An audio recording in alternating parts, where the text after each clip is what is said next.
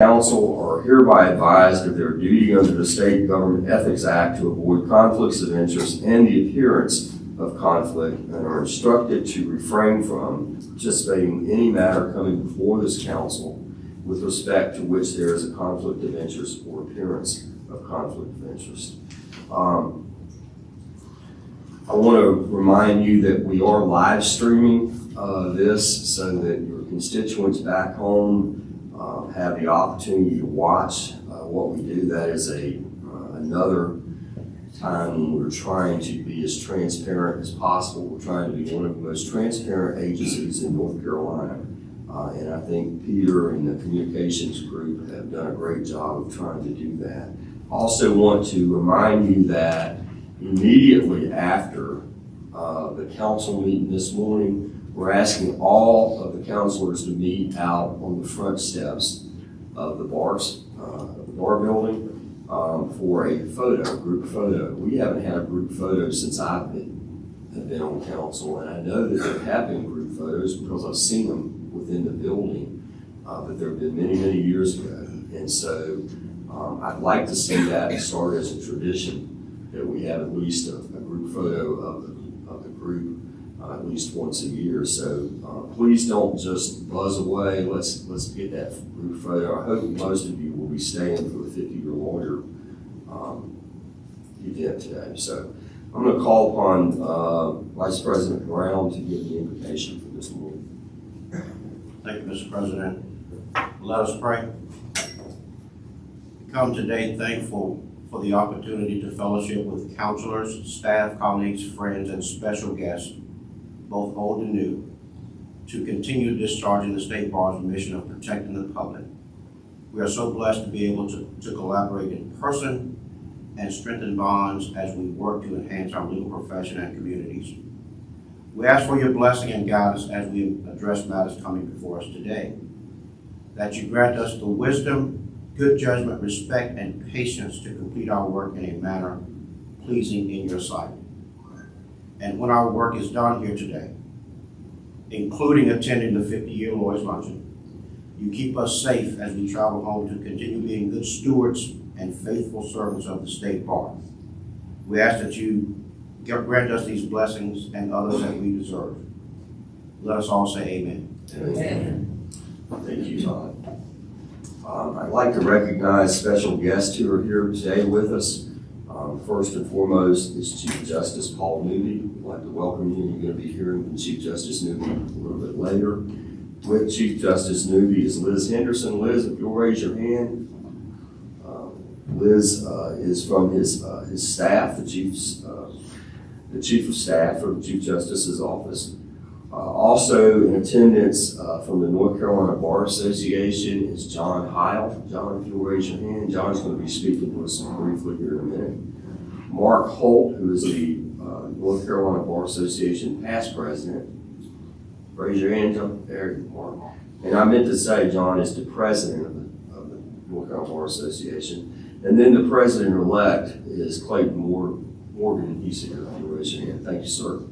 We want to welcome you guys. And finally, Ted Brown is here as a special guest. Ted is the LAP LAP board chair. So Ted, welcome. He's a former counselor. It's good to see you.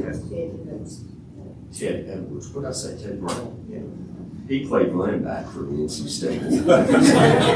Sorry, Ted. Ted Edwards. I don't know why.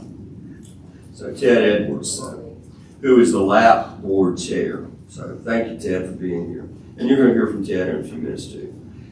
I'd like to ask Chief Justice Newby if you would come on up and give us our remarks this morning, sir.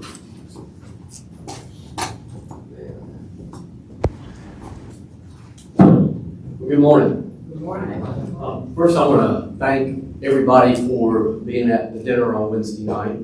What a great opportunity to celebrate the men and women who have faithfully served as incredible role models for all of us with regard to professionalism.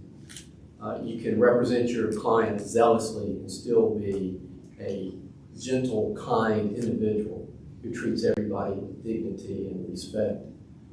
Certainly, I hope all of us were encouraged by that. One of our the recipients of the award, Jimbo Perry, is married to a medical doctor. And she remarked to Jimbo that their profession doesn't have anything like the professionalism award. They don't give awards to doctors for good bedside manner or being kind. Maybe we've noticed that, right?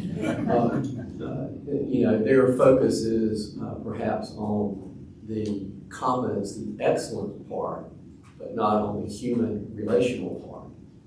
And certainly professionalism, as we see it, encompasses all that. And we are naturally put in adversary roles.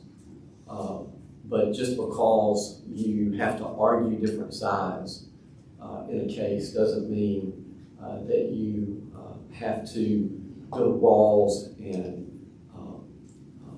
can't have friendship, can't certainly at a minimum treating everybody with the dignity and respect that they deserve. I've often wondered if instead of our professionalism commission selecting those who are entitled to professionalism awards, if we shouldn't give that responsibility to the deputy clerks and the assistant clerks and the court reporters, maybe the bailiffs, and see what list of individuals they would come up with.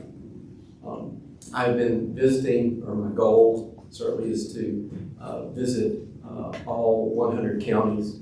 I'm now at 54, and I've been doing it about a year, so I think I'm going to get there. I gave myself 2 years. And it really is a gratitude tour.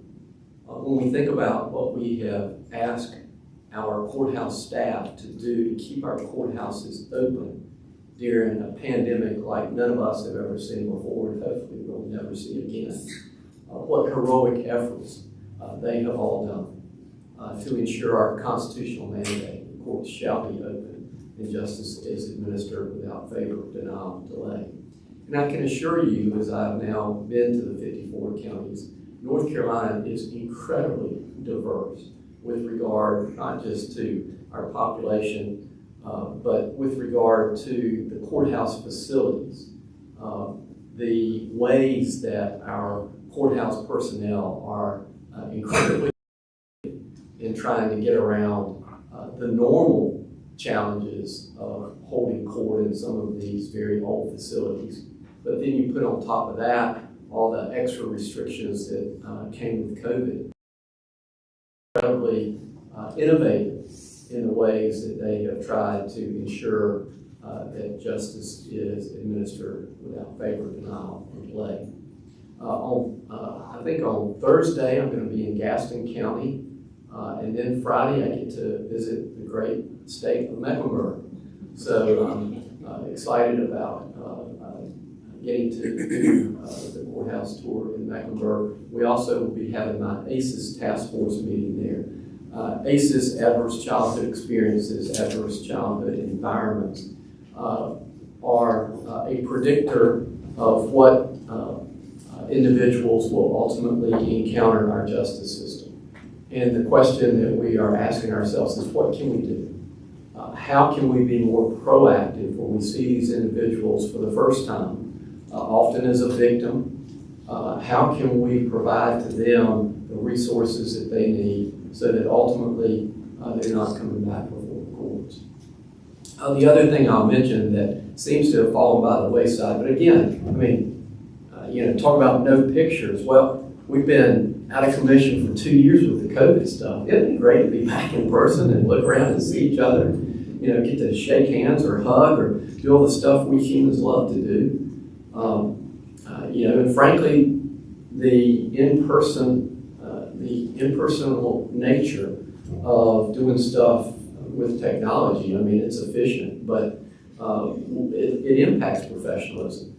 It's a little easier to be harsh, perhaps, with people, in this pretend world of television, as opposed to having to look at them face to face, eyeball to eyeball, so to speak.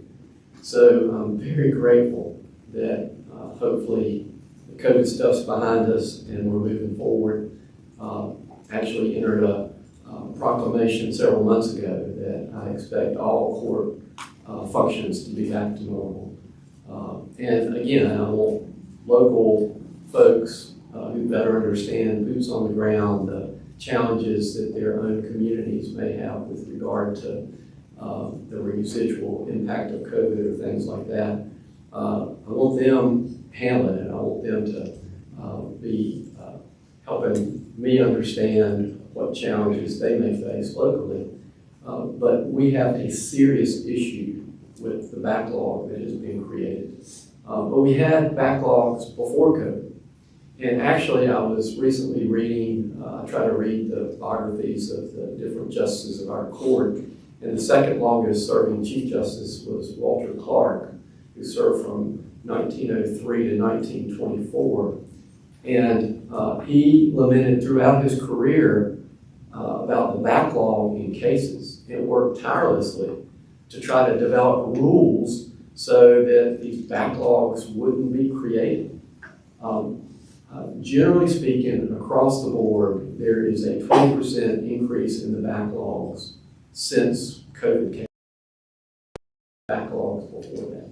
So this is not something that we want to chide people about because, hey, we've encountered COVID. But it is something we want to incentivize each of the districts to come up with their own plan. How are you going to address this? Fortunately, by God's grace, the legislature has been very kind to us. They funded for the first time ever, we went as a united group, our clerks, our DAs, our trial court coordinators, the whole group of courthouse stakeholders went as a group to the General Assembly and said, these are the positions, these are the resources we need to go forward. The technology, the e-courts, all these things, we put them all together. We had a very transparent, I love your transparency, very transparent budget process, and they funded all of it, every bit of it. And so now we're, across the state, we're having to deal with what's being called the Great Resignation, where during COVID, a lot of our very experienced DAs, assistant DAs, our very experienced clerks, magistrates, a lot of folks have seen better opportunities in the private sector. How are we going to keep these folks? How are we going to incentivize their coming to work with us? We encounter that with law clerks at the Supreme Court when they can walk down the street and work for a federal magistrate for $20,000 a year more than what we can pay them in the Supreme Court. I mean, the state system,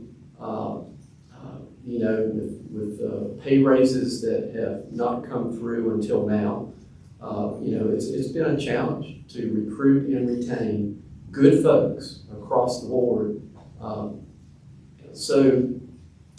That's another reason I'm trying to go around to the courthouses to thank these folks for their continuing service. It's hard to replace the experience when a 10-year clerk leaves to go to the private sector. That elected clerk has a very difficult time filling in that gap. But I can assure you that these courthouse personnel are so appreciative of our coming in and just saying thank you. Thank you for all you did during our COVID pandemic. But thank you for what you do every day. As I tell the deputy and assistant clerks, they are the face of justice. I mean, for most folks in their county, that deputy clerk, assistant clerk will be the way they remember their experience in a courthouse. Public trust and confidence, deputy clerk, assistant clerk, how you treat those folks. I tell my folks at the administrative office of the courts, and I set a pretty high goal for them. I said, I want y'all to be the Chick-fil-A of state government. I want the customer service experience to be so good that on a Friday, when a deputy or assistant clerk in one of the counties has had just all that she can take or he can take, they pick up the phone and they call the administrative office of the courts just to hear a friendly voice, even out of person. Thank you for what you're doing. It goes a long way, and I just encourage you, particularly on Fridays as you have opportunities, just stop by your clerk's office, talk to the bailiffs a little bit, just say thank y'all for what you're doing. Thank you for day in, day out being the ones who really labor in the trenches. Quick update on e-courts. It continues to be an e-headache, but as I have promised, we're not going to roll it out until it's ready. I mean, you know, I could sit here and say, well, they promised March 31st. Yes, they did. They promised June 30th. The only little segment that's left is a product they had to create from scratch. It's e-warrant. So we've got different aspects of e-courts that's already in place, that are already being used. Guide and file, which will be a component of e-courts, is already being used about 1,000 times a month by different individuals. And so we're going to be able to, once we get this last piece, and the last piece is e-warrants, which pretty much allows a law enforcement officer to see an entire criminal record when they're encountering somebody. It's a law enforcement safety component, but it also is the creation of, or the beginning of the creation of the ultimate court record that will be accessible to everybody. So this has taken a long time for them. Again, they had the Tower Technology is the group that the folks contracted with at AOC. They should have the bandwidth to do this. They're a Fortune 500 company. They have done a lot of the large courts across our nation, but we will be the largest. And I was talking to folks in Georgia. Y'all have more people. How come we're going to be the largest court system? And they said, well, you're a unified court system. I said, so y'all aren't? They're like, no. I said, so y'all like the Andy Griffith show? I mean, you still have like Justice of the Peace and City Court and all this kind of thing? And they said, yeah. So anyway, I'm very blessed. I'm very fortunate we are that we have a unified court system. It is taking longer. There has to be at least a 90-day on e-warrants once that product is ready for prime time, where the law enforcement folks across the state have the opportunity to be sure that that's working properly, and then we'll be using our pilot districts and move on from there. Other than e-courts, the big project, as I indicated earlier, is the whole idea of ensuring that we are administering justice without delay. Two of the elements there that I really need y'all's help on is continuances. The cost to the court and the court system after the 7th continuance is astronomical in terms of to everybody involved. I mean, when you're talking about the witnesses, when you're talking about the assistant DAs, the defense attorneys, the administrative office of the courts has crunched the numbers, and the first 3 continuances, 4 continuances is not nearly as big a deal as going thereafter. So we're looking at ways to kind of how can we rein in the multiple continuances that are granted in cases. Another thing, certainly, and this overlaps with professionalism, is discovery. Discovery continues to create really challenges professionally for folks, and particularly when there are not ways to get resolved immediately, discovery disputes that arise in just the general cases that are out there, and discovery being weaponized as opposed to just being a matter of discovering what's needed to try some cases. So if you have ideas, anybody with silver bullets, please let me know. So you can send them our way. We would love to know what your idea is with regard to the continuance issue. I mean, do we need to have trial judges actually make findings about a continuance after the 5th continuance or the 6th continuance before they would continue again? How should we do that?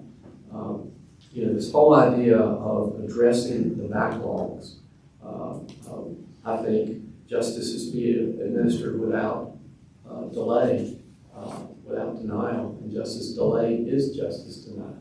You need to continue to look at that and come up with strategies how to address it. Because as I said, we had everything funded that we need. So we're able to send in emergency judges, emergency clerk personnel, emergency court, whatever is needed, we're able to send that in to ensure that when the local courthouse officials come up with the strategies, this is how we're going to deal with the backlog with regard to how we're going to move forward.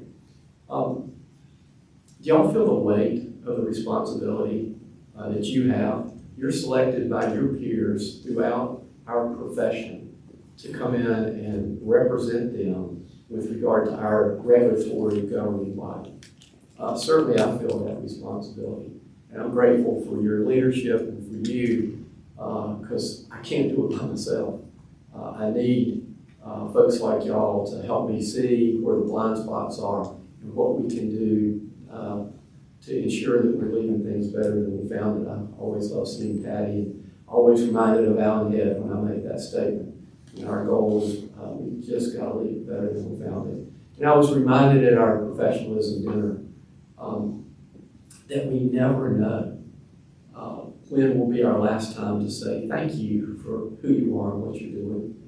I asked myself if I knew that David Freeman was going to be one of the victims of COVID, how I would have expressed myself to him for his contribution to our profession with regard to the incredible skill and competency that he had, but his kindness, his humility, the way that he was able to get along with everybody. And that's my challenge for all of us this morning, is don't lose that opportunity. When you see something to encourage and affirm somebody, don't let that opportunity get by. Go up to them and tell them thank you, and as we'd love to say in the South, we appreciate you. Thanks, Tom.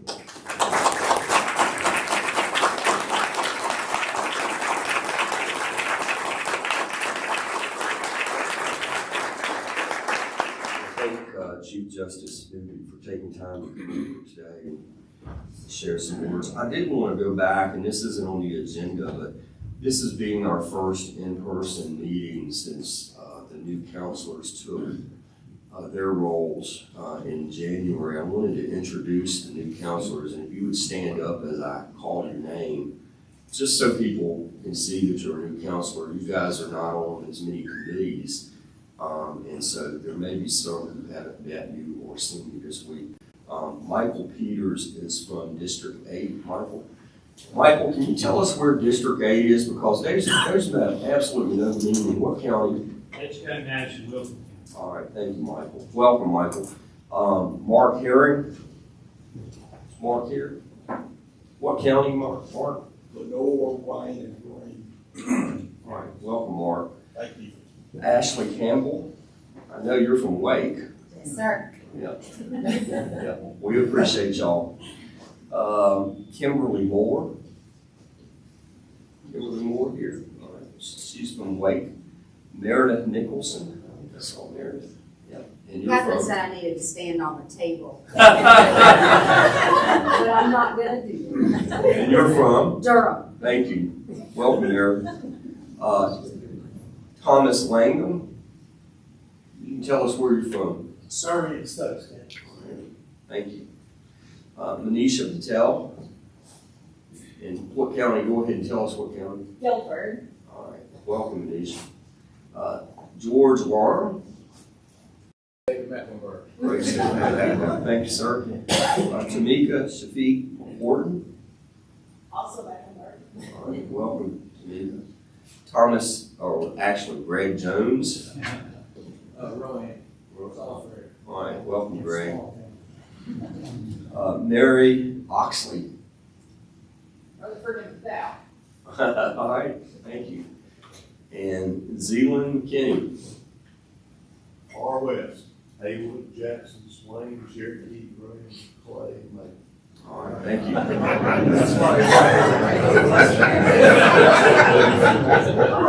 We want to welcome you guys to council. I hope if you haven't had an opportunity to say hello to these new counselors, shake their hand or hit them on the shoulder or something. But anyway, we want to welcome you guys. Our next report is going to come from John Howell, the president of the North Carolina Bar Association. John, if you want to come on up.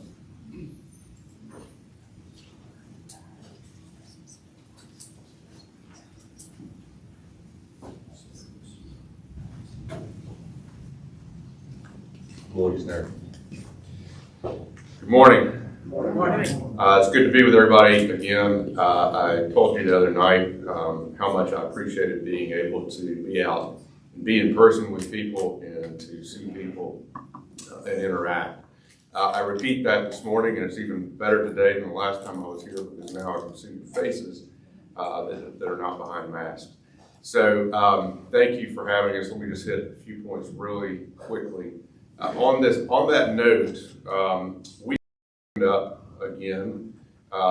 We closed down we went all remote during the Omicron surge at the beginning of the calendar year, and then we began reopening aggressively and making in-person events possible. What we're really watching closely are what kind of trends we're seeing in terms of behavior of our members, of the members of the bar, in terms of what they want to do and what habits they have formed coming out the backside of this pandemic, which we don't. What we're seeing is, not surprisingly, a mix.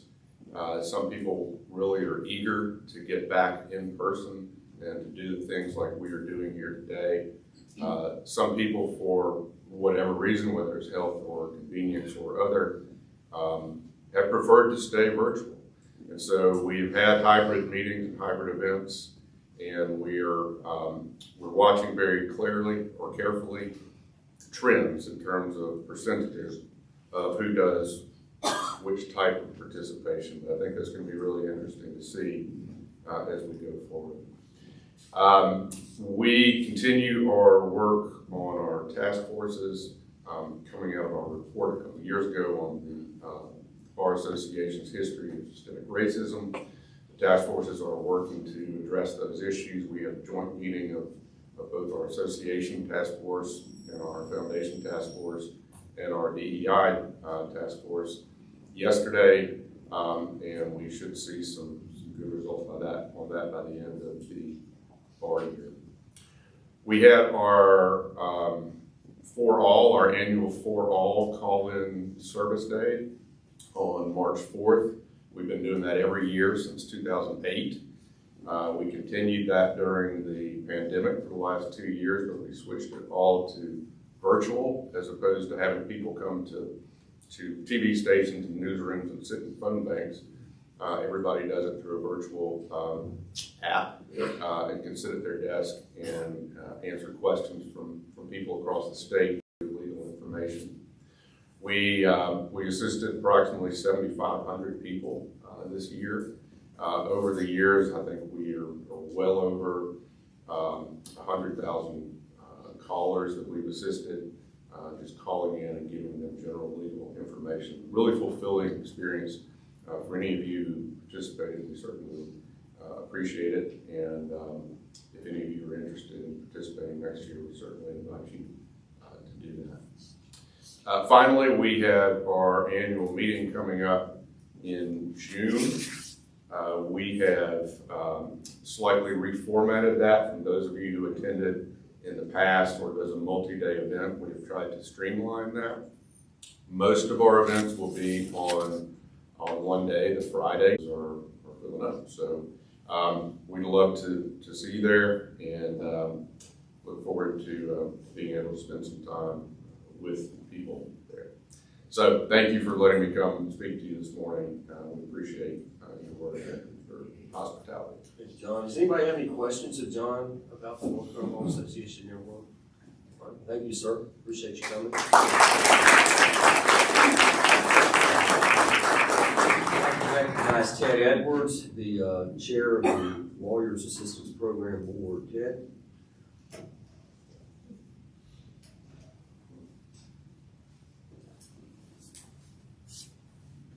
Thank you. If certainly my pleasure to stand before you again, and especially after these past 2 years of COVID. I am extremely proud of the work that the lab board, the lab staff has done. I don't think I have to tell you that this pandemic has been stressful for lawyers. And the lab program has supported lawyers throughout the state in novel ways throughout the pandemic. So I want to just start by thanking Robin Moretti and all of the staff for doing such an excellent job during the pandemic. They have been innovative.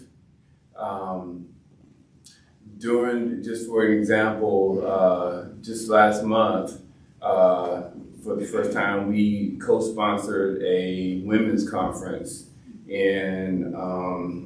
with 5 other states. It was held in Nashville. We partnered with Virginia and West Virginia and Tennessee and Kentucky, and it was a real blessing to be able to provide specialized support for women in the law. And then this summer, we're going to have the Minority Outreach Conference that we've done for several years, and I would certainly commend that to you. That has been a extremely popular event.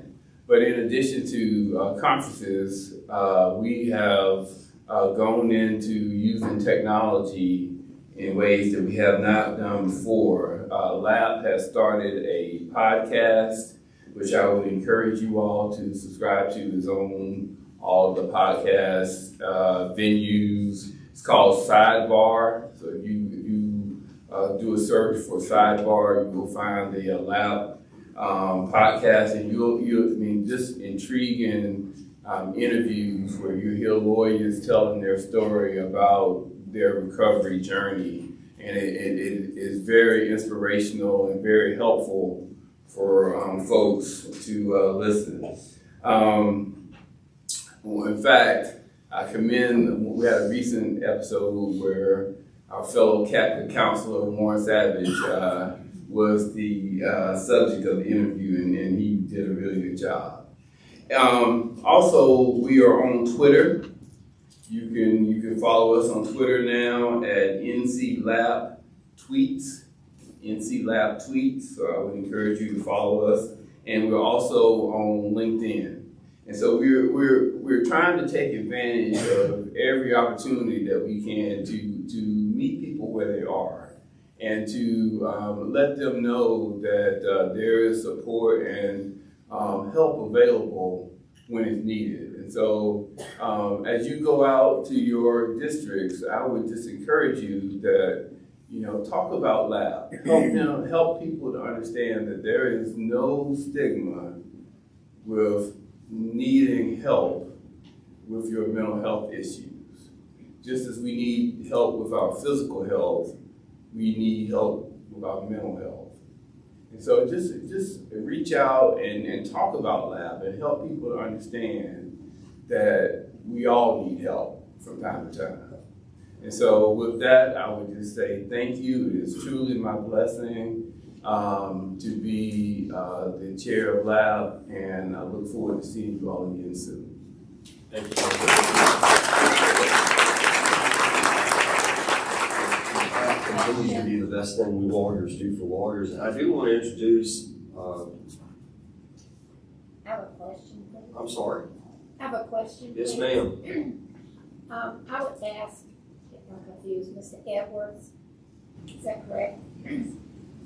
Whether you have staff available to visit state bars at the time of their regular meetings, perhaps, or any other specially scheduled meeting, so that your program can be presented to them. Absolutely. And how does that happen? Just contact us, contact Robin Moretti, and we would love to come to your district bar events or any event that you would have.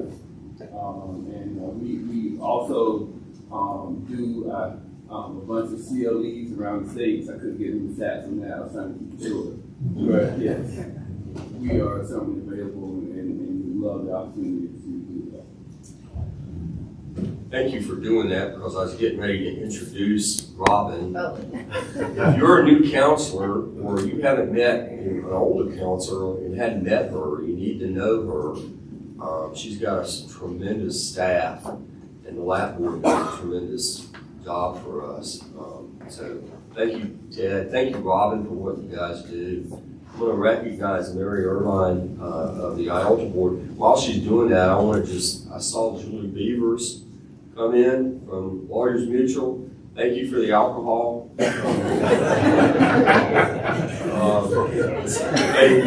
Thank you again, Lawyers Mutual, for sponsoring our reception last night. I don't think you were there, but Warren took all the credit, so it's okay.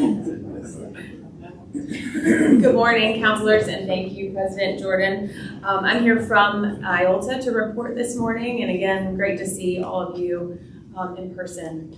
So our IOLTA Board of Trustees met this week. Often our meetings don't coincide with the State Bar meetings, but this one is one of those meetings where that happens.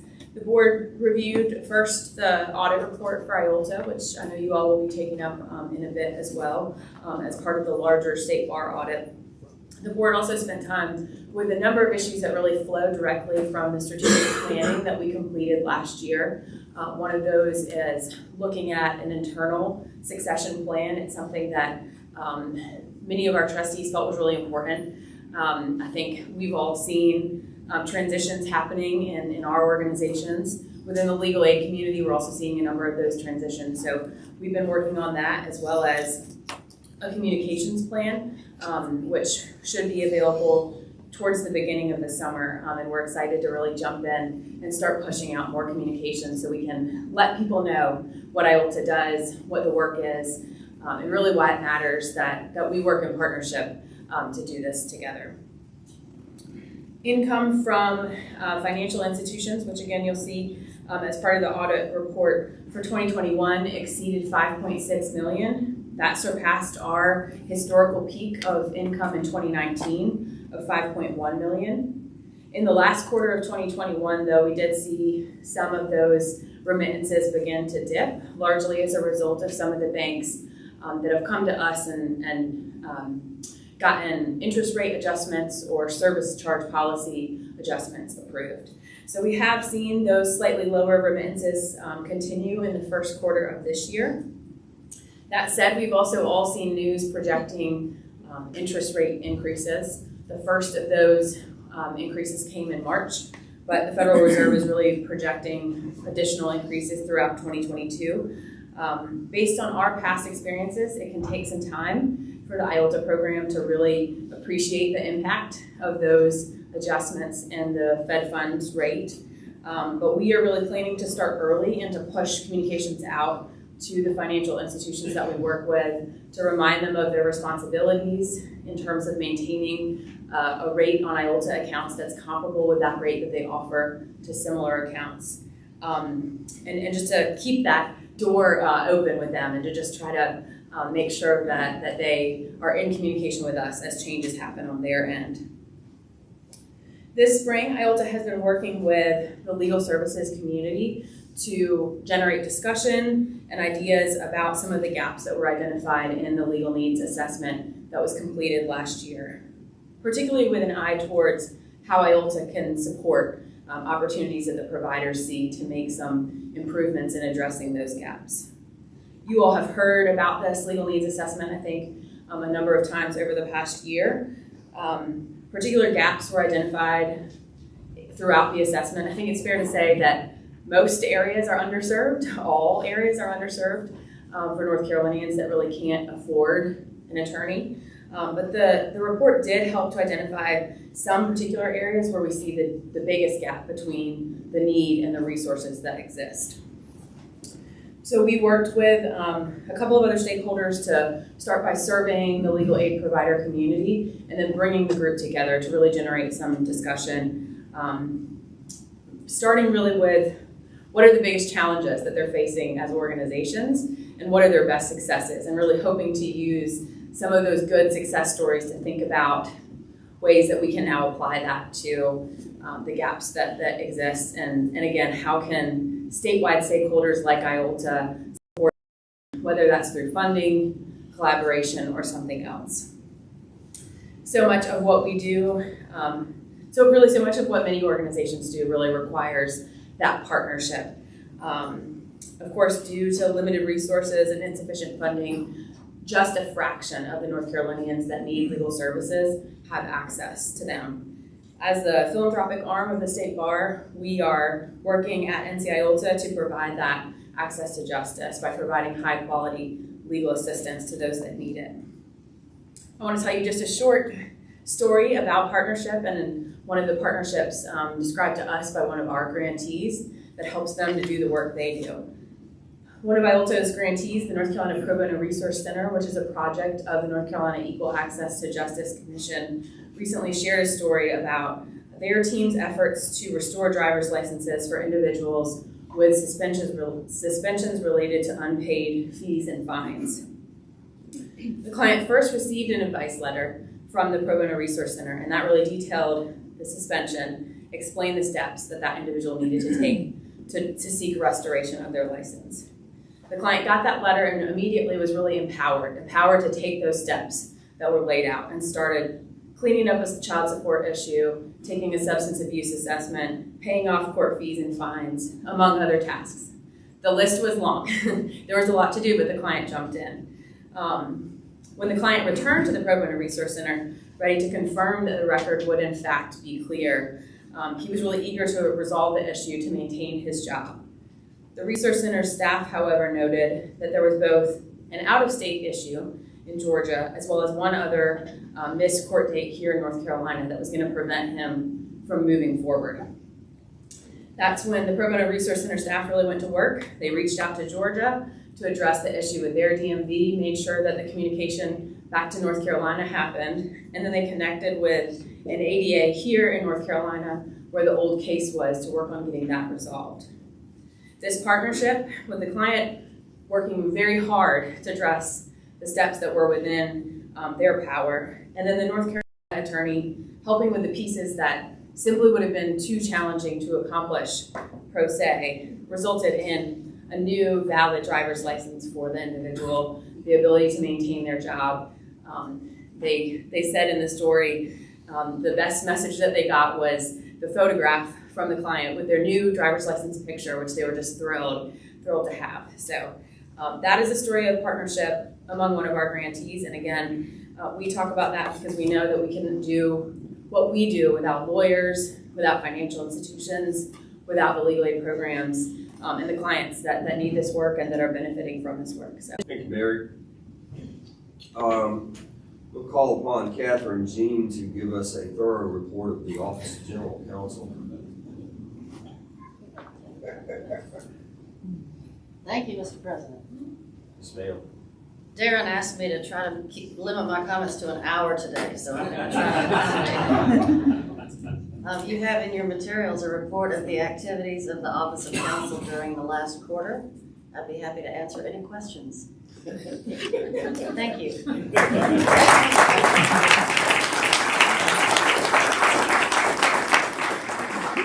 I don't think you reserved any of your time for anybody else, so move forward.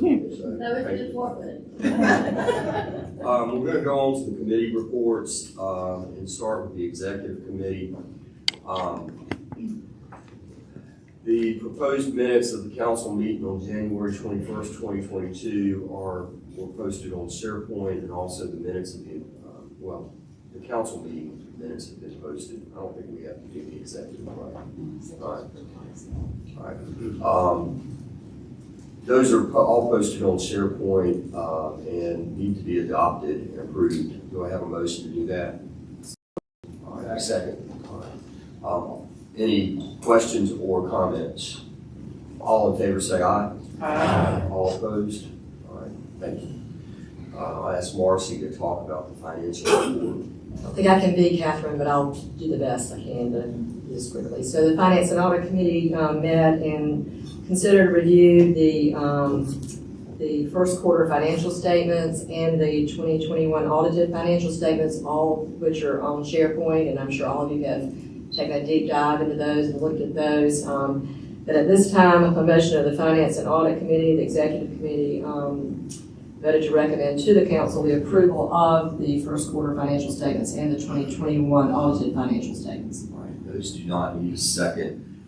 Any questions or discussion with regards to those? All in favor of approving those, say aye. Aye. All opposed? Motion carries. Did you do the annual audit also? Yeah.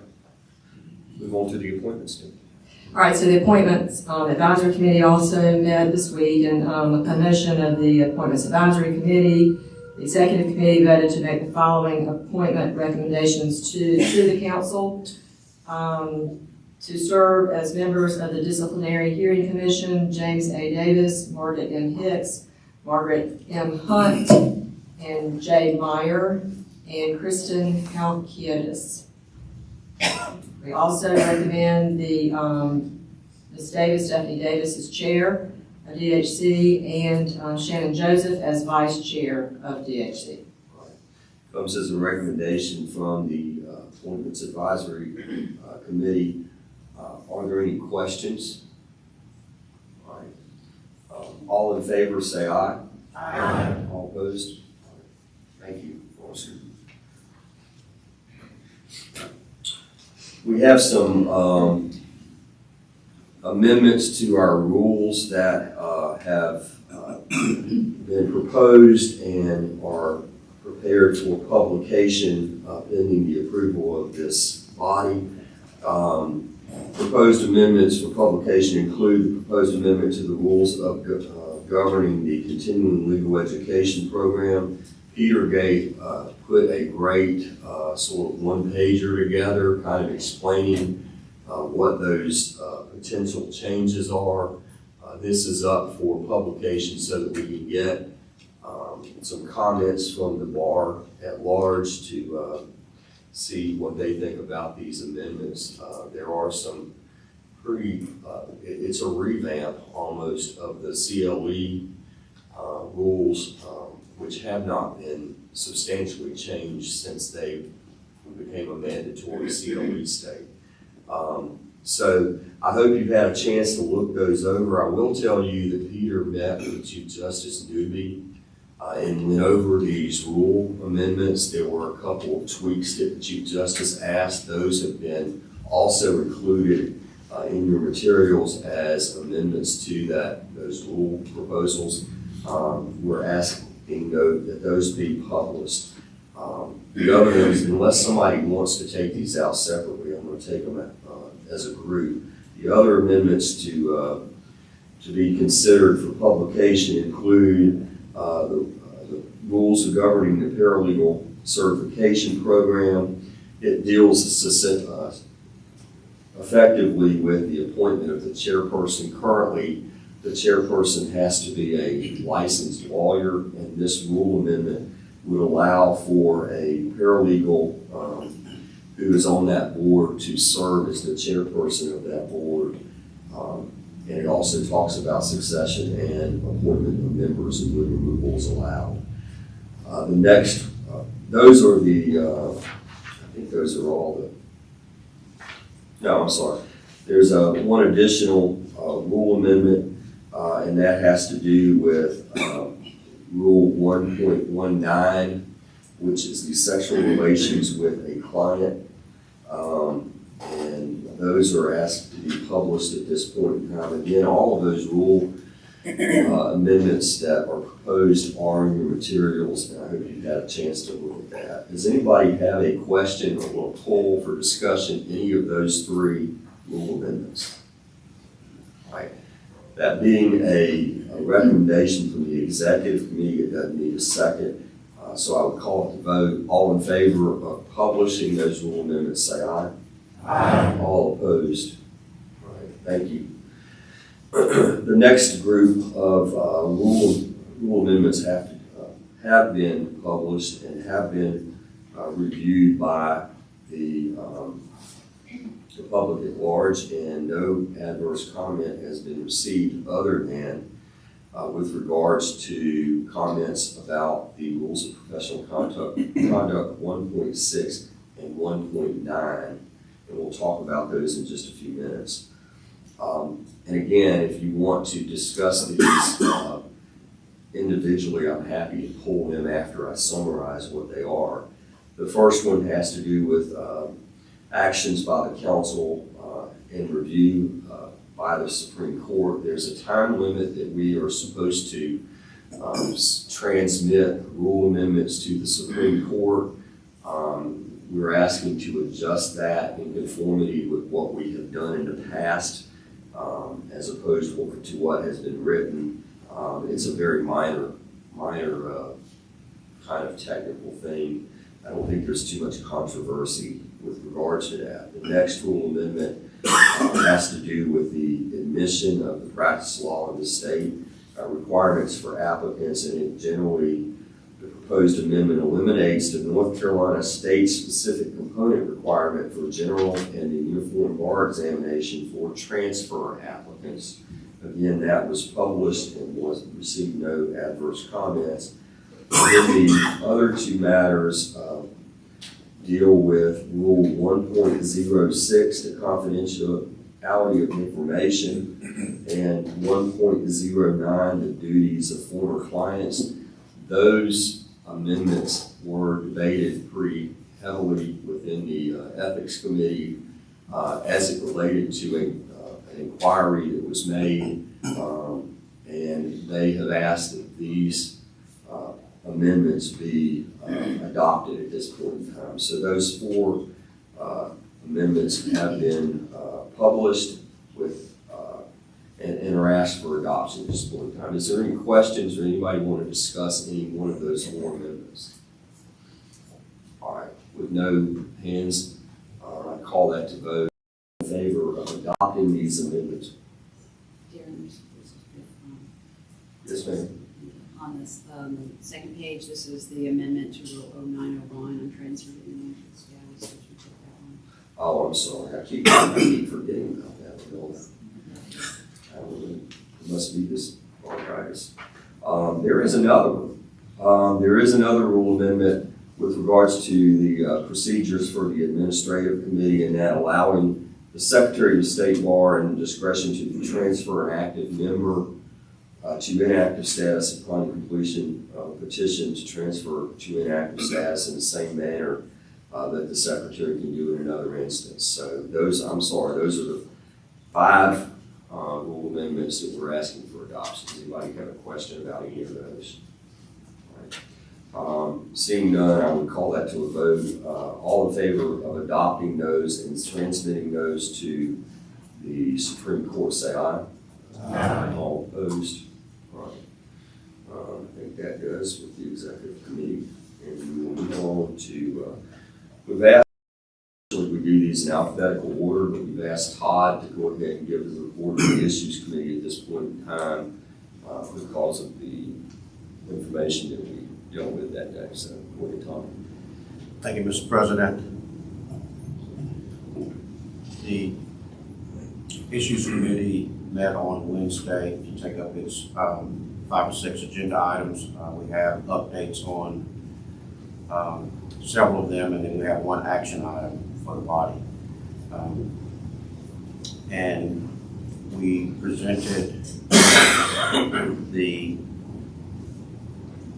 issues for consideration to the Issues Committee on Wednesday, and because of some very good and robust discussion, over the course of 2.5 hours, we got through one of the items on the agenda, quite frankly, and about part of the way to the second item that was there for consideration. So I'll briefly tell you what we did and then give you the action item.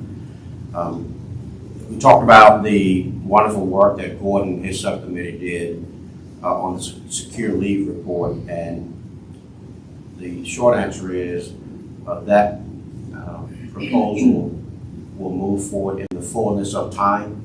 You heard the chief talk about e-courts, and I think there's some coordination between implementation of the e-courts and then including a portal that will address the security leave issues. I was very, very encouraged to hear Gordon say yesterday that he was encouraged that this was that this would move forward. So we talked about the subcommittee on legal deserts. If you recall, we appointed a subcommittee on legal deserts in January.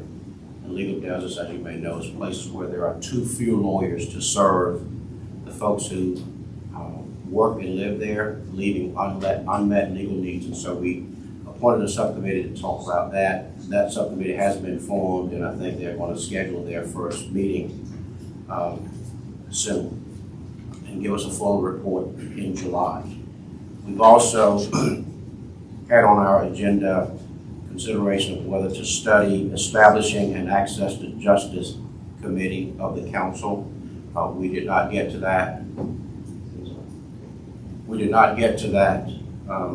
But we will revisit that at the July meeting as well.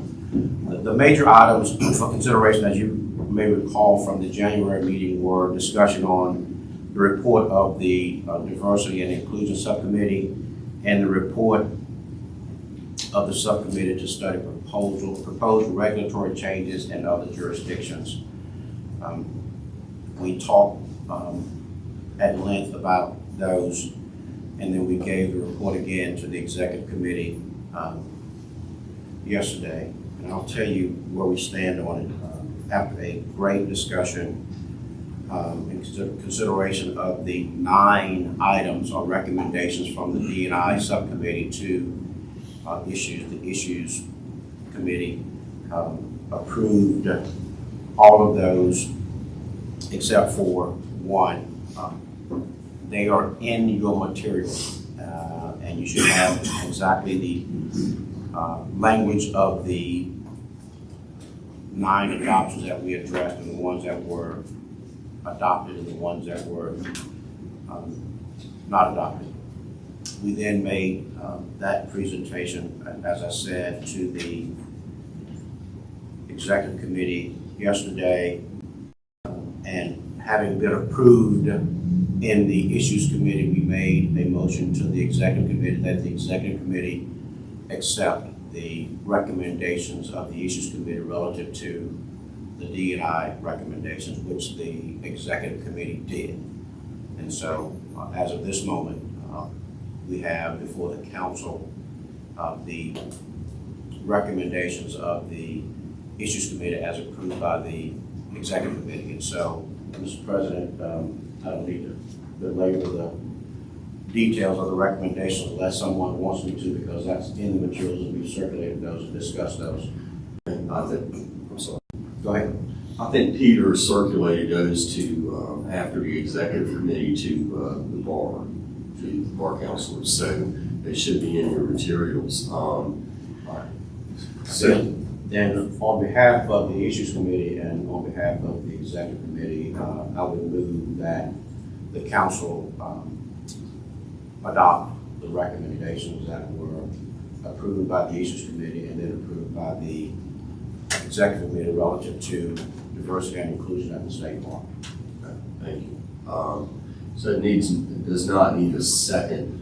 Does anybody want to pull any of the proposals that are before council at this point in time with regards to DI? Yes, sir, Mr. Walker. I'm just asking to vote on each one individually rather than as a whole group. There may be ones that some of us may not agree, maybe vote no, or rather than as a whole group. Certainly reasonable. We can go through each one if you want. Go ahead and start with the first one. So, do you want me to read those so that everybody has them, or are we to assume that everyone has them in front of them? I have them in front of me. I don't know how we. Why don't we summarize them, and Lee, if you think we need to read more or describe more about it, we'll let Todd just sort of summarize what they are. For instance, the first one I know is the DEI mission statement. And if you need him to say more than that, then we can go into it. Sure. Thank you. You're fine. All right, I will tell you in summary what we did. The subcommittee recommended the adoption of a very specific equity and inclusion, diversity, equity, and inclusion statement. It's in your materials. The language that was changed, and the only language that was changed, was the striking of the categories of diversity as set forth in the statement. And so rather than defining diversity as to include race, sex, national origin, things of that nature, we decided, and the committee approved, the sentence, diversity encompasses characteristics that make each of us unique, period. So that striking of the categories was the only change to the statement that was approved by the Issues Committee and approved by the Executive Committee. Is that a sufficient summary? All right, so we have that as a motion to adopt that. Is there any other discussion or questions about that particular bullet item? All right, I'll call that the vote. This comes as a recommendation from the Executive Committee at this point in time. All in favor of the adoption of this mission statement as proposed in the materials that you have today and as Todd just described, say aye. Aye. All opposed? Do you want to go to the next one? The second recommendation, which was approved as submitted, basically deals with incorporating diversity and inclusion and equity education into the state bar's orientation program for new bar counselors. As we know, all new counselors go through an orientation, and the proposal was to incorporate DEI education into that orientation, and it was approved without change. Okay. Is there any further discussion about that? All right. All in favor say aye. Aye. All opposed? No. Ayes have it. Go ahead. The third recommendation was approved as submitted, as recommended rather, and it deals with analyzing the state bar's policies, procedures, etc., to assess whether there were opportunities for DEI enhancement at all levels. I said again. Sorry, can you hear me now? All right. It was to analyze the state bar's current policies and procedures, etc., to assess whether DEI enhancements were possible at all levels. All right. Any further discussion about that particular bullet point? All right. All in favor say aye. Aye. All opposed? No. Ayes have it. Next bullet. The fourth bullet dealt with collecting demographic data, certain information, specifically information relating to race, gender, age, etc., and making it part of the annual registration process. It will be used in a way that promotes the regulatory objectives of the state bar. And it does include, just so you know, an opt-out provision so that councils can opt out of providing that information if they so choose. The only change to that recommendation was the striking from the recommendation the words listed in the DEI statement. As I told you a minute ago, we had categories listed in the DEI statement, and once we struck those, there was no need to have that language in number 4. So we struck it. And so as approved in the materials, except the list as listed in the DEI statement, because it was no longer necessary. All right. That's a proposal from the Executive Committee. Any discussion with regards to that particular item? All in favor say aye. Aye. All opposed? The fifth recommendation was to encourage our CLE board and our CLE providers to develop CLE offerings on matters of diversity, education, and inclusion, cultural awareness, implicit bias, etc., and also to identify potential presenters from underrepresented groups historically.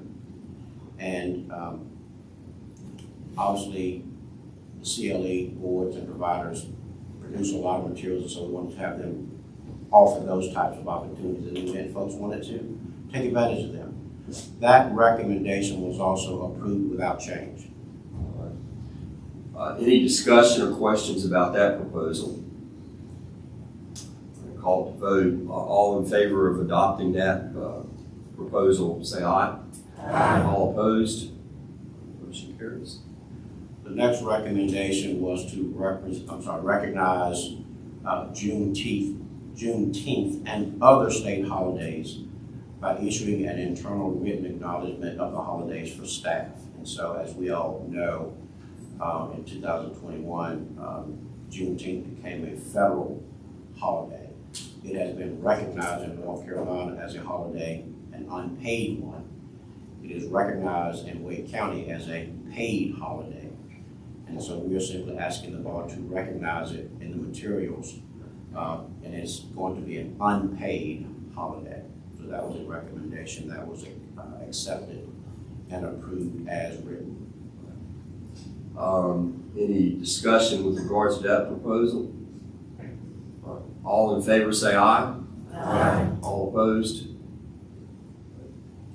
The seventh recommendation was fairly straightforward, and I'll just read it.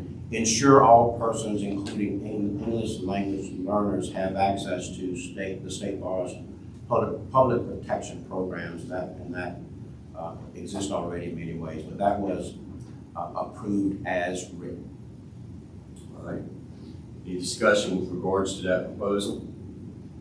All in favor say aye. Aye. All opposed? The eighth recommendation is one where our illustrious president made history because he was presiding at that point.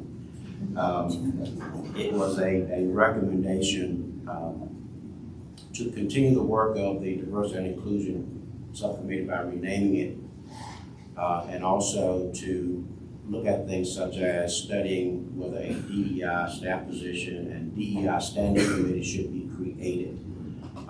That motion failed for lack of any vote in favor or against. When we called the vote, Mr. President said all in favor, we heard crickets. And when he said all opposed, we heard crickets. And I think, according to our parliamentarian in existence at the time, Mr. Peter, the motion failed. But as Alice recognized, as I mentioned a minute ago, in recommendation number 3, the Issues Committee and the Executive Committee approved a look at the current policies, procedures, et cetera, that already exist, and it may be that if Alice gets some assistance or consultant or how is she addressing that recommendation, that may be part of the recommendation that might be brought back before this committee. So, although it was defeated, the issue could potentially be recommended again if needed. Exactly. So that's all. We need to take action on. And then the last one was, the final recommendation was to study, research, and prepare a written report on the history of the North Carolina State Bar, subject to obtaining appropriate funding therefore. And that was approved as amended. We had initially recommended that study and report occur and would include identifying relationships between the State Bar and systemic racism in North Carolina, including recommendations for eliminating any current vestiges of racism. That language was stricken from the recommendation and otherwise approved, as I mentioned, by adding the straightforward language that will study the history of the bar. And that will be a history including the good, the bad, and the ugly, whatever it shows. And the other thing was, it's important for us as a regulatory body to make sure that we do not use our funds, our dues in a way that might get outside of our regulatory lane. And so that's why there's a robust discussion about making sure we use appropriate funding. And there's some discussion about raising funds that might allow us to do that, certainly without having to touch our dues and therefore not be potentially subject to sort of a Keller violation. So that was the recommendation, approved as amended. All right. So that proposal is before the body for adoption. Are there any discussions or questions about those? Real fast. See, somebody's talking to you and saying no. A request for funding to do the State Bar history is on the agenda for the State Bar Foundation as a potential source for those funds. And that meeting, I think Alice can tell me for sure, was in May, right? It's in May sometime. So again, it would just be the history, whatever the history is for the State Bar. As I said, good, bad, whatever. Any other comments or questions about that proposal? All right, all in favor of adopting that proposal, say aye. Aye. All opposed? And those of you who know how much I like the country and the mountains, I like crickets, but I didn't like crickets that day. And one other item to report on quickly. Because of the great discussion, at least in my opinion, on the D&I recommendations, we turned to the report on the subcommittee to study proposed regulatory changes in other jurisdictions after our work on the D&I, and we didn't get very far. That subcommittee has 6 specific recommendations in the report that has been circulated to all counselors. We finished one of those, and we will complete our work at the July meeting and then make a report to this body. Thankfully, Mark Enriquez and folks on his committee have agreed to come to Wilmington in July to help us finish the report, address the other 5 recommendations, then we will be in a position to then make a recommendation to this body based on how that goes. And that is the report of the Issues Committee, Mr. President. All right, thank you. I appreciate your consideration. I think you guys can understand and appreciate the importance and what the deliberation that went through those recommendations. We set that meeting for the issues for 2 hours in hopes of getting past both of those large issues of regulatory change and DEI, and we only got through one, basically. So I think that was a deliberative process. And I've often said one of the greatest things about the state bar is the due process that we do, and I think we gave a lot of due process to those issues. So thank you. I want to call upon and move down our agenda to the administrative report. Rich Costanza.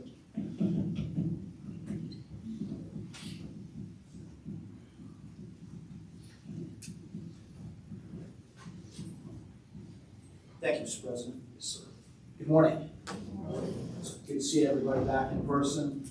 The Administrative Committee met on Wednesday, and we voted to make the following recommendations to the full council. 24 lawyers to be transferred to an active status, 10 lawyers to be transferred to an active status, providing they comply with certain obligations by the July meeting. We granted an active status non-pro-tunc to December 31st of 2021 to 5 lawyers, 3 upon completing requirements by the July meeting. We denied non-pro-tunc status to 2 attorneys, instead granting their petitions effective April 22nd of this year. We addressed an inquiry from 2 federal judges that have been on an active status, and they had a question about returning to active status. The judges have been inactive for longer than 7 years, and they wanted to know if they had to take the bar exam or take 84 hours of CLEs. The committee asked staff counsel to draft a proposal that would essentially give the judges credit for the work that they've been doing while on an active status, still actively serving on the judiciary. So we should have something to address July of this year at our next meeting. We voted to reinstate 2 lawyers from suspension that had been suspended for longer than a year, one upon meeting CLE requirements. We deferred 1 petition from a lawyer until July of 2022, who wants to come back from suspension. And we granted 3 petitions for out-of-state lawyers that want to do pro bono work. That is the report from the administrator. I wonder how that federal thing's going to come out. Amazingly, nobody wanted to go on the record and make them take the bars. David Al will have a comment about that later on. I'll make sure I make it for him. We need to adopt that report. Does anybody have any questions of Rich? All in favor of adopting the report of the administrative committee, say aye. Aye. All opposed? All right, thank you. David, I'll take care of that for you. Appreciate that. Appreciate it. The authorized practice, Andrea?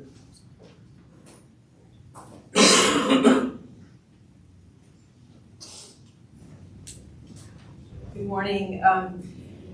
The magic numbers for authorized practice for this meeting were 17, 9, 4, 3, 1, and 3. If you're wondering what that means, 17 complaints, 9 letters of caution were issued, 4 dismissals were made, 3 cases we took no action, 1 we referred to the Mecklenburg County District Attorney, and we received 3 legal service plan registration applications.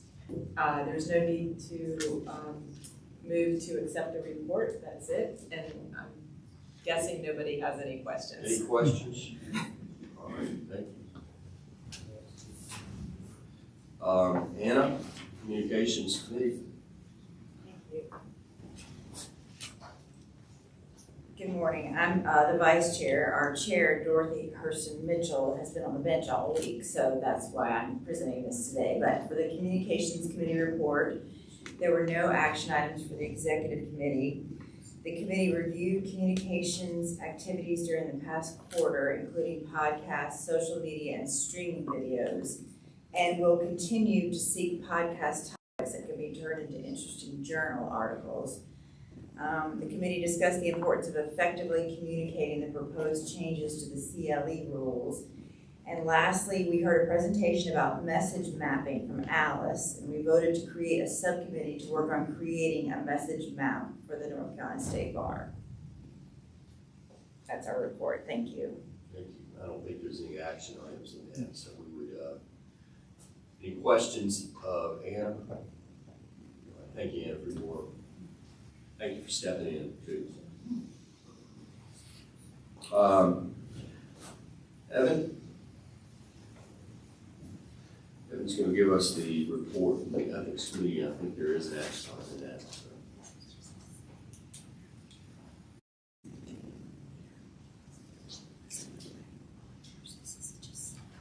Thank you, Mr. President.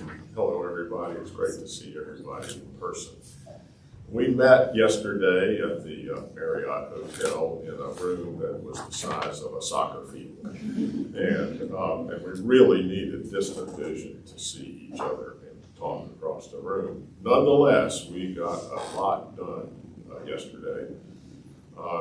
Thanks to our very able staff, Brian and Nicole and Suzanne, they were able to field over 1,100 inquiries this last quarter, keeping about 3% of the total number of lawyers in their ethical lanes. Did a very, very good job. Moreover, they presented over 11 CLEs across the state, once again, informing lawyers and keeping them ethical.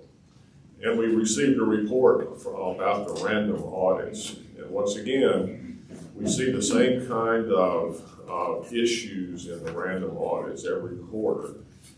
And about 30% every time of the law firms and lawyers that are audited have the same recurring problems. So when you go back to your districts, remind people of their obligations to keep their trust accounts straight. We did submit 3 opinions for publication, and I want to talk about a couple of those because they're important. The first one is limited representation in a criminal matter. Those of us that do criminal work understand that these questions keep coming up. And this proposed FEO, 2022 FEO, really clarifies the obligations of an appointed counsel or a counsel that's contacted to be retained to come talk to the potential client while being represented by appointed counsel. So I urge those lawyers that do criminal work to study this.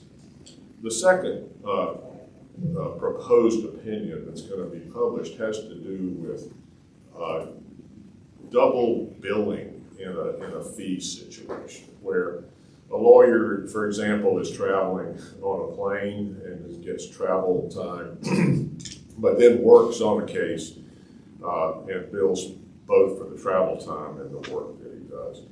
We had a robust discussion about the various fee structures that have now come up in the last 20 years across the state. We decided to publish this opinion so that we would get responses, and I expect we will get a number of responses, and I really want the lawyers in the big firms and the lawyers with the bigger mouths, I'm not going to call anybody's name, but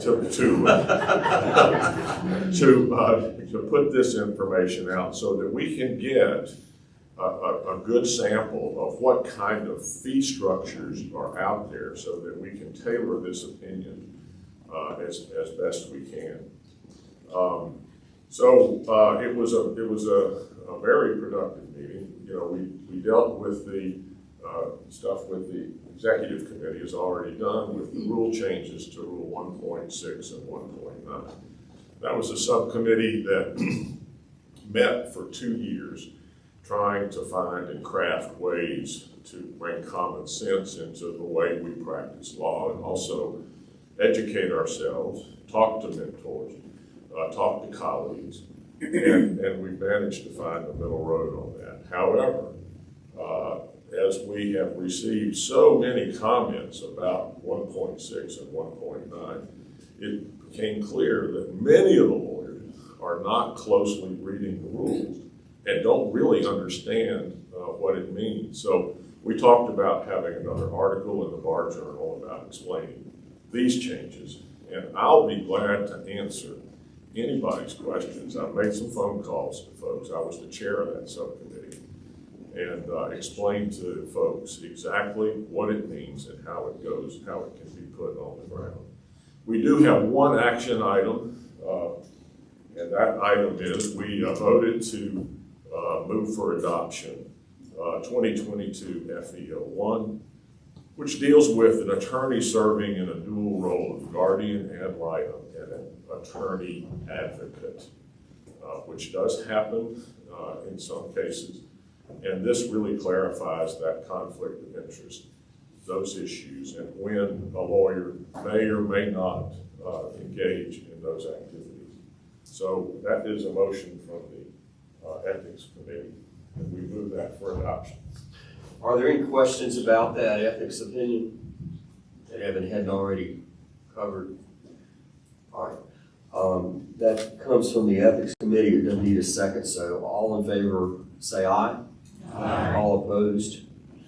All right. Thank you, Evan. That room reminded me of the great room at Baltimore, or the Biltmore. It was huge, except that it had a chandelier. So.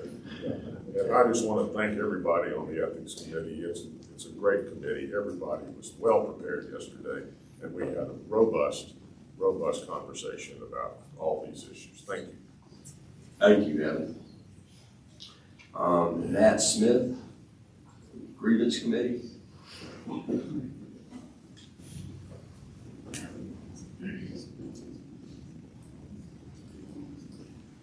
Thank you, Mr. President. Thank you, everybody. We didn't get a palatial estate. We had this building, so it's very nice. I'm going to do my best Catherine Jean impersonation. The report of the Grievance Committee is in your materials. I cannot answer any questions about it.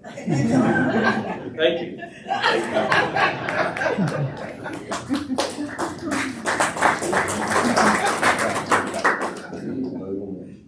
Alice, did we vote on that? No. All right. Thank you, Matt. Did you have a career at the Office of Counsel at some point? Mike Ramos, we'll have to put the lamp. I sat in for the lamp committee a little bit yesterday. They are busy. I mean, that's a good committee, so thank you for your work there. Yes, it's really great, these live meetings. You learn things that you don't learn looking at that screen. For example, I didn't know that federal judges could be inactive and still be judges. Who knew? And I also learned that a delivery of a speech can be bold and wet. From Andrea. I don't know what that means. But the Lamp Committee met yesterday in person for the first time in over 2 years. I don't have any action items, but we are back in the saddle as far as CLEs goes, in conjunction with UNC Law School, and it's going to be in November. Mike Archer and Kirk Warner are working out the details. Our website it will continue to update the website, nclamp.gov. Check it out. It's got all the military law that you probably ever want to know. And this is a very, very exotic subject, to say the least. And one thing that came out in the meeting, do I have time to call Bert Kemp up for just a minute? Sure. Bert, can you come on? Yeah, it was disclosed in our meeting, and I didn't know this, but there's been a rule change or something about student loan repayment. And it's actually applies not only to military personnel, but any public servant. So I think it's important. It kind of floored me. So I'd like Bert to talk about it. He's on our committee. Thank you. Good morning. Clinton talked about profession, public service, and student loan forgiveness. I believe it was maybe Bush or Obama. They started implementing certain rules about public service loan, law school loan forgiveness. And essentially the rules were this: continue to make your payments, work 10 years in public service, and then any remaining payments or any remaining loans would be forgiven. On paper, it looked great. There was some talk under, I think it was Secretary DeVoe under Trump, that they were going to roll back because these 10 years were starting to come due about whether or not they're really going to forgive the loans. So when the current came in, they did something even broader. The program was very specific. It was very specific to the particular payment plan that you had, and it was very specific to who your lender was. So I would dare say, and I'm purely speculation, but most of us who accrued law school loans in the 90s and in the probably pre-2010, we were not in that payment plan, and we were not afforded that opportunity. And so we been making all these payments to include continue working in public service. So last year, a gift occurred to hundreds of us, I know, within the public defender profession and within the district attorney's office, because those are the public service, but it would also include the military. The new rule was that it didn't, if you were to consolidate your loans, even though I've consolidated them before, probably back in 04 and 05,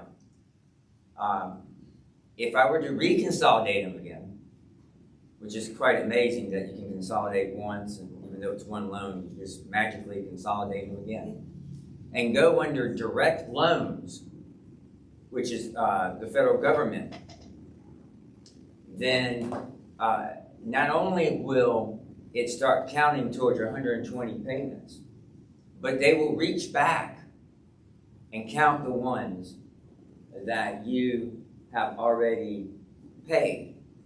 So there were tens and maybe even hundreds of individuals in the public defender realm that in October and November at Christmas got a letter saying the remainder of $44,000 of loans have been forgiven. Some of them were the remainder $73,422 have been forgiven. And some of them were even in the six figures. So it was truly remarkable. And for all you tax gurus, the letter specifically says that this would not be taxed.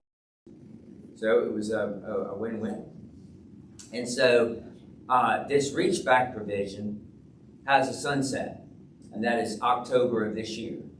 And so what we're trying to do at NC LAMP, and I would go back and make sure for the district bar counselors, and we'll try to send something out, to tell your attorneys, especially the ones that have done public service, and they were counting back public service of the 90s when I took a break and went into private practice and then went back. So it doesn't even have to be continuous public service.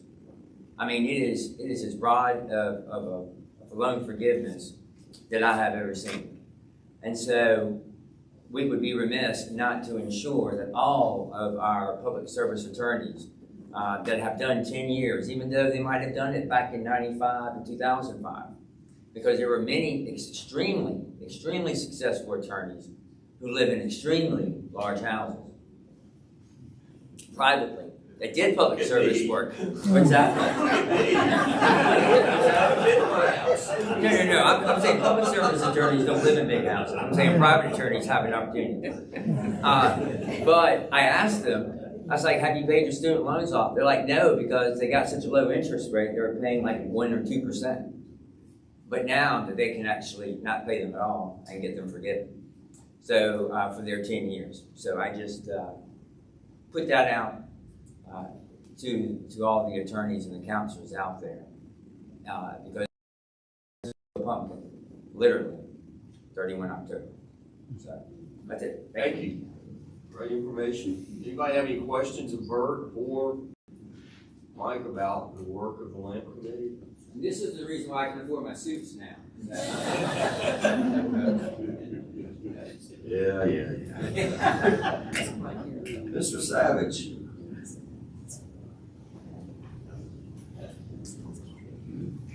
Preparation for Mr. Savage, I am assuming he will have, after some remarks, so for those of you who are not counselors or attorneys with the Office of Counsel, be prepared. Thank you. Before I go into closed session, just want to tell you we're still trying to make up the backlog of presentations of DSA awards to the people you've already awarded them to. We had a few presentations within the past since the January meeting, or at least 2, I think, right? There was one to How Good, one to Jeff Hulse, and then Darren awarded the award to Lisa. We still have some that we're still trying to schedule. You'll get notices about those, and we urge you to go. It really means a lot to these folks. You should have seen some of these presentations. I won't go into describing them all, but it does. It just means a lot to the folks that get them, and their families, and their colleagues, and their local district board. At this time, I'd like to move to go into closed session. Good President. Move to go into closed session pursuant to General Statute 143-318.11A2 to prevent premature disclosure of honorary degree, scholarship prize, or similar award. The motion, is there a second to that motion? All in favor say aye. Go ahead. Yeah, I think they're gonna open the doors. Brian, are you gonna open the doors? There we go. That's fine. All right. Great. Before I mention that and move his name into for your consideration, I would like to once again thank the members of the committee. It's a party. We had a good lunch party the other day, and I would love to thank Suzanne. She just does a great job and makes my job and all of our jobs on that committee so easy. And with that, I'd like to advise that the committee is moving with the approval of the executive committee, that the council approve the nomination of the lawyer that we mentioned in closed session, discussed for presentation of the John B. Mcmillan Distinguished Service Awards, subject to our standard due diligence checks. It needs no second. Any discussion? All in favor say aye. Aye. All opposed? Thank you. Thank y'all so much for your work.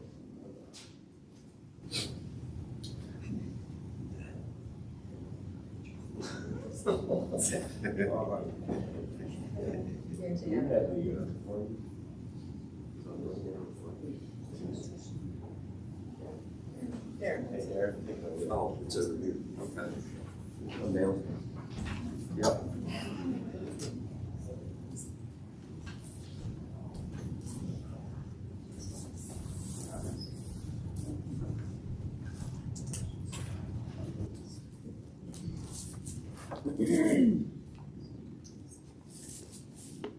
At some point, I don't remember when because all the days seem to be running together, I read this, and so I'm not going to read it again, thank you. But I do want to present to Barbara. Sorry. I do want to present to Barbara Christie the resolution of appreciation that was read and entered into the records of the State Bar. And I can't remember when we did it. Was it the January? October, okay. But we want to formally give this to Barbara to hang at her office. And I want to give Barbara an opportunity to, first of all, feel your love by congratulating her, and also give Barbara an opportunity to say something. Barbara's had a rough go of it, and we really appreciate you, Barbara.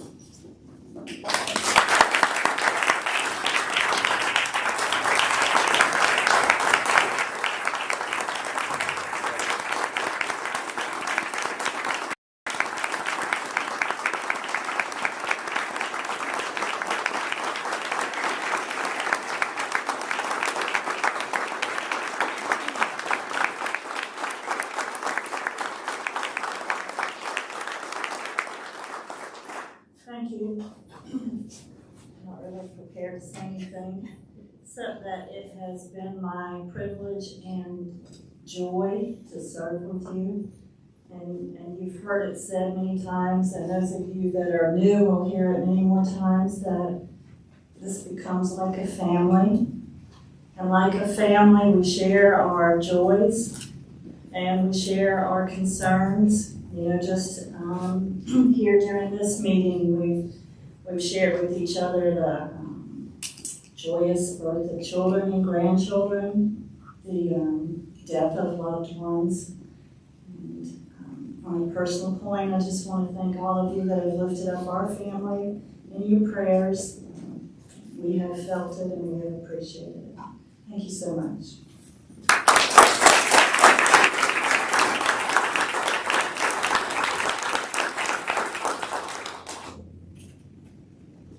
So, is Dionne here today?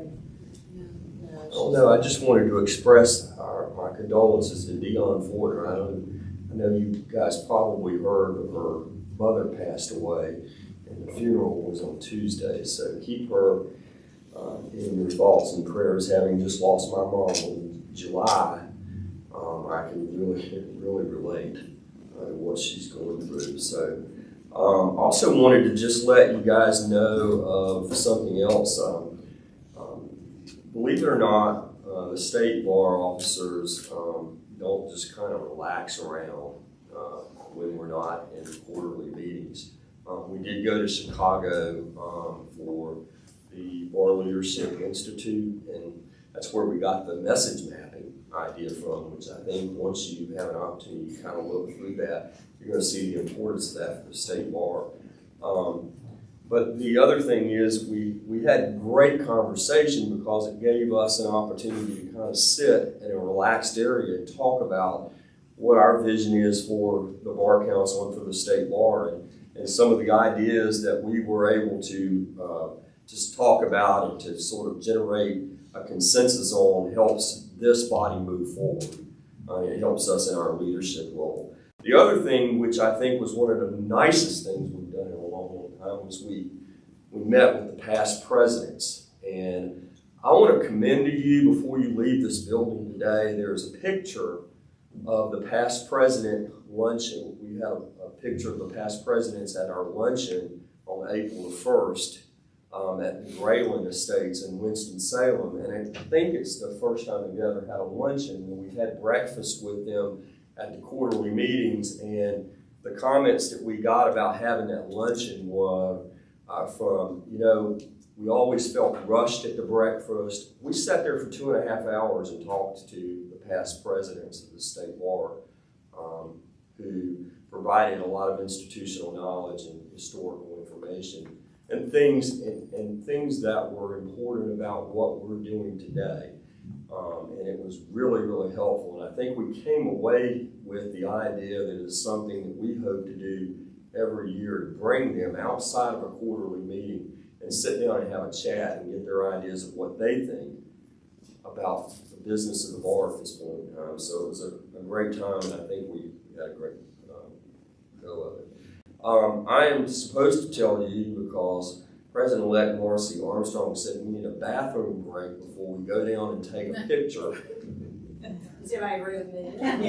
Do I have a motion for that in a second? All right. Motion for potty break. So I do want to thank you guys for putting up with my bronchitis all week. I think we had a really good time last night. I do want to again thank the Lawyers Mutual for hosting us on Wednesday and Thursday. Could somebody get Caroline in here for a minute? Is she out there? I'll call her. Oh, she's not out there. I want to thank Caroline. This is her first live meeting, and let's just say that she had her hands full for her first live meeting. And she's not out. All right, well listen, before you leave this building, if you see her, or even after you leave this building, give her a call or an email, tell her how much you appreciate it, because she really pulled a load. And I recognized a wonderful individual last night, but Caroline deserves our opportunity. She coming? She's upstairs preparing for the 50-year lawyer. We ain't gonna bother, because that's important. So listen. 50-year lawyer lunch. Yeah, she'll be at the lawyer luncheon if you're there. Hopefully you will be. I hope you all agree to attend. But just say something to her. If you don't see her today, send her a card and just say thank you, because that is a tough load, especially for somebody new in the position. And she did a great job. We were going to queue up Sweet Caroline so I can sing to her, but I got this bronchitis. Do I have a motion to adjourn after the potty break? We're going downstairs and take the picture, please, because that's something we're doing. But do I have a motion to adjourn?